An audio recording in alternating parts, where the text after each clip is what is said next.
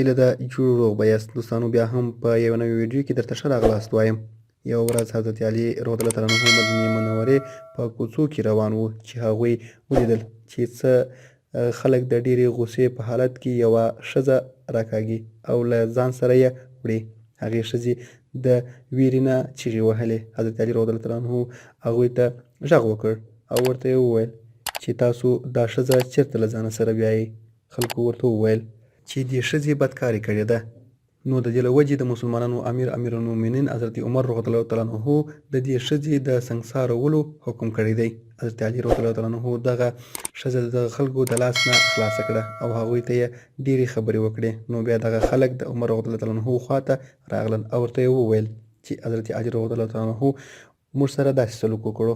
حضرت عمر رضی الله تعالی عنه وفرمایل حضرت علي رضی الله تعالی عنه ته به ضرور د داسې یوې خبرې علم وي، نو ځکه هغه داسې کړي.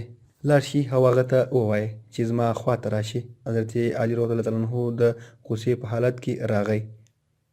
حضرت عمر رضی الله تعالی عنه ترې نه وپوښته چې تا دا خلک ولې راواپس کړه او یوه بدکاره ښځه چې په هغې باندې د سنګسار حد قایم شوی و تا ولې دا خلک منې کړل. حضرت علي رضی الله تعالی عنه ورته وفرمایل ای امیر المؤمنینه، آیا تا د رسول الله صلی الله علیه وسلم نه دا ارشاد نه دی اورېدلی چې هغه فرمایلی دي مفهوم یې داسې دی د درې قسمه هغه خلکو نه قلم اوچت کړل شوی دی، یعنی هغه بې ګناه دي او هغه ګناهګاره نه دي. یو هغه انسان چې ویده وي تر دې پورې چې هغه بیداره نشي یعنی د خوب نه راویښ نشي. دویم هغه انسان چې نابالغ وي او بالغ شوی نه وي. او دریم هغه انسان چې هغه په هوش او حواس کې نه وي. حضرت عمر رضی الله تعالی عنه ورته وفرمایل هو ما خو دا ارشاد د رسول الله صلی الله علیه وسلم نه اورېدلی دی.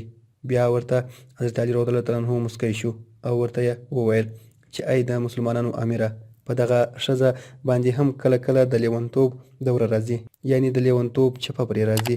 کیدای شي چې دغه ښځه هم دې سړي ته په داسې حالت کې ورغلې وي او بدکاري یې ورسره کړې وي چې په کوم حالت کې دې باندې د لیونتوب دوره راغلې وي. کله چې عمر رضی الله تعالی عنه دغه خبرې واورېدې نو ښځه یې له بنده خلاصه کړه او ازاده یې کړه. مننه کوم قدرمنو دوستانو چې ویډیو مو تر پایه راسره وکتل. که خوښه شوې مو وي نو ضرور یې درسره لایک او شیر کړئ، او که مو زموږ چینل نه وي سبسکرایب کړی د نورو ښکلو مطالبو لپاره زموږ چینل سبسکرایب کړئ.